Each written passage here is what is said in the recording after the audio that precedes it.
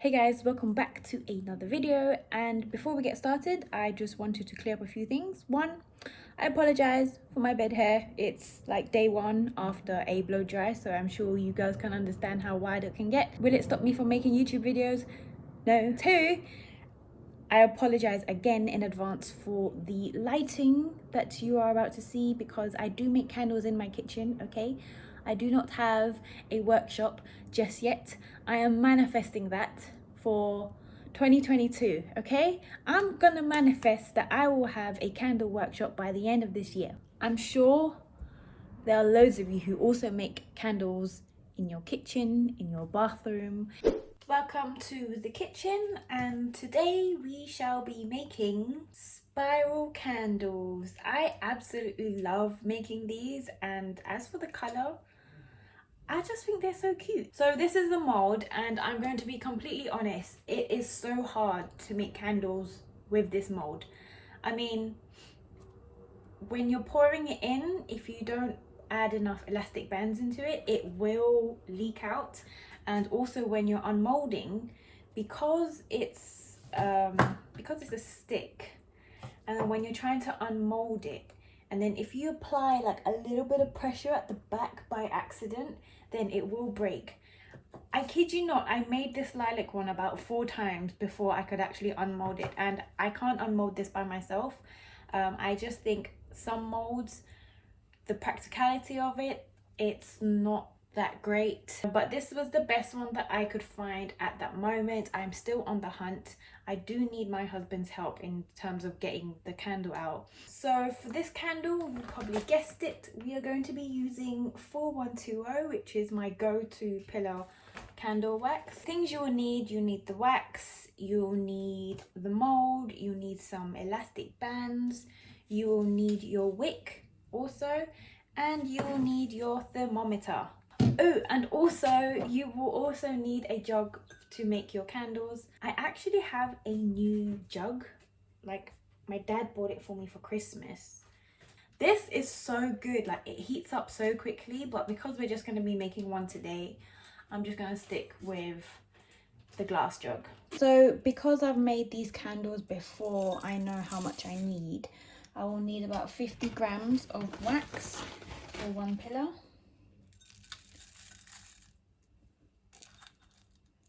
And then usually I add about 2 to 3 grams of fragrance oil.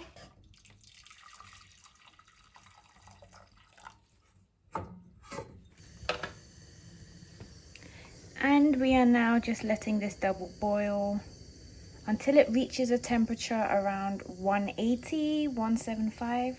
In the meantime, you can prepare your mold by putting the wick in and all the elastic bands as well.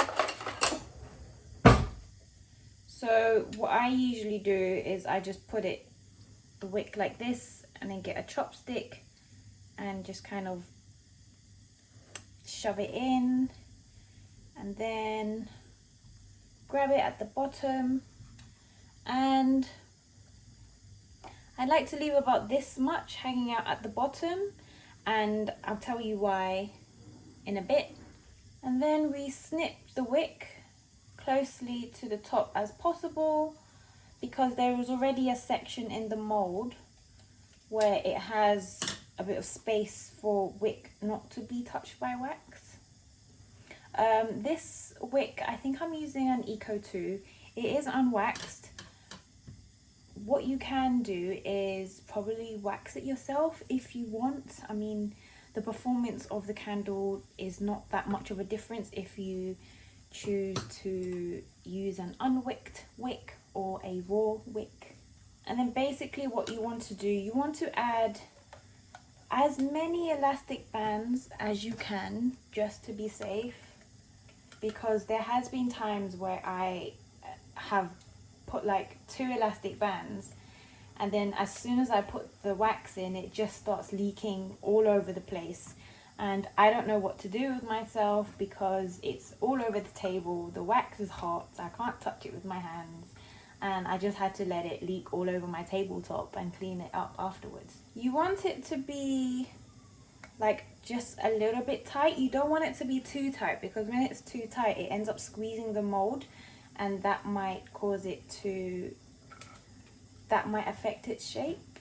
Okay, now the reason why I say to leave a little bit is so that you can just kind of fold it over, because before, when I didn't, what happens when you add the wick in, what happens when you add the hot wax in, the wick sometimes it curves a little bit and then it ends up dipping, and last thing you want is kind of like the wick to show on the outside of the candle. So like this one, so because the wick was bending in the middle and I couldn't grab it, it actually ended up showing on the outside of the candle. So by folding it over and then adding an elastic band,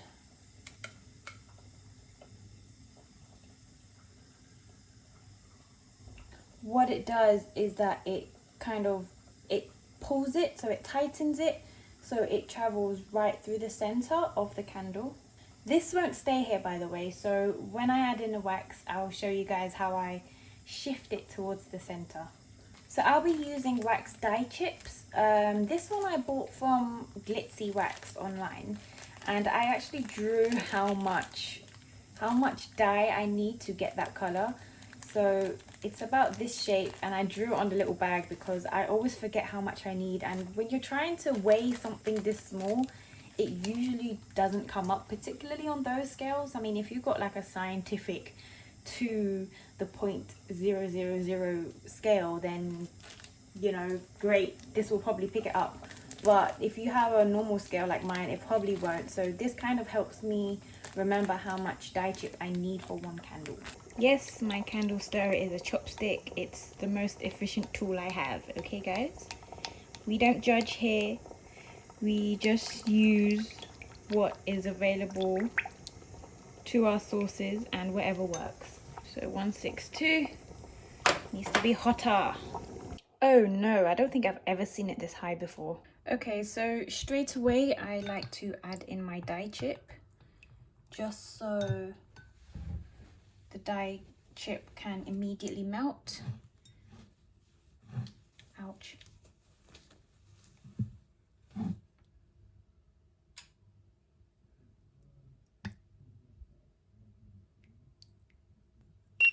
Okay, I'm going to let this cool down to about 160 until I add in my fragrance oil and then pour straight after that. Okay, this literally happened so quickly. I was watching a few YouTube videos and I completely forgot about it, but we got to move quickly now. So this is Mystic Moments Vanilla Fragrance Oil.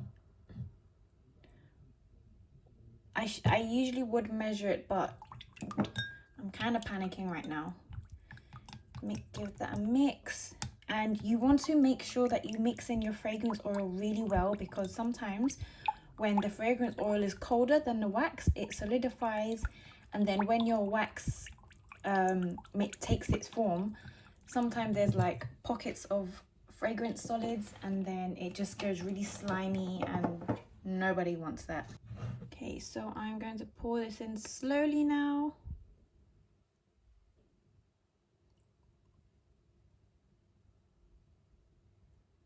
Just kind of make sure that nothing is leaking down the middle. Nope.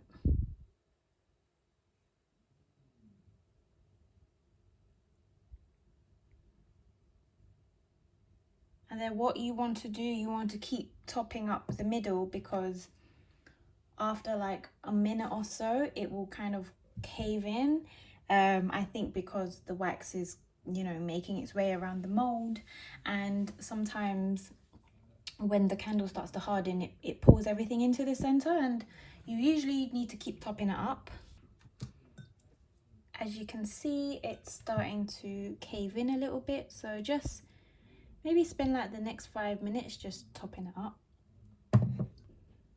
Okay, so now I think is a good time to remove this wick and move it into the middle. As you can see, it's not really sinking, and what I kind of do is I just kind of blow on it so it hardens and so it sticks in the middle. So it's kind of already staying in the middle. And then voila. So I will leave this for 1 hour and come back and try to demold it. Only if it's like a little bit firm. If it's too soft, obviously don't demold it. But like I said in my last video, you kind of want to demold it sooner to avoid any frosting. Okay, so it's been about an hour. Like I said, I will need an extra pair of hands.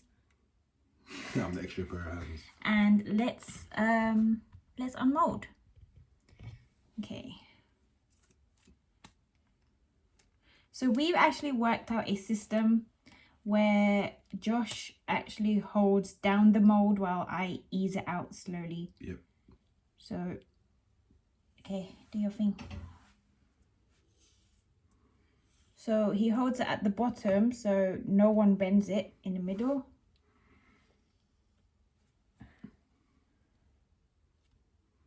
And then I hold this back.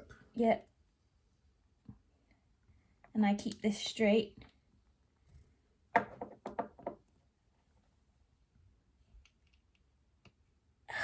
Okay, there we go. Yay! This is like the most perfect one I've ever made. And that is how you make a spiral candle. This is probably like the most perfect candle I've ever made, coming out on a first time try, you know, one go. Usually it takes me a while, but maybe because we're filming, you guys brought me luck. I hope you guys enjoyed that video. I know you guys like it when I make like candle tutorials in my kitchen. So again, thank you so much for watching. Follow me on Instagram, Facebook, TikTok, you know, all of that social media stuff. And I'll see you guys in the next video.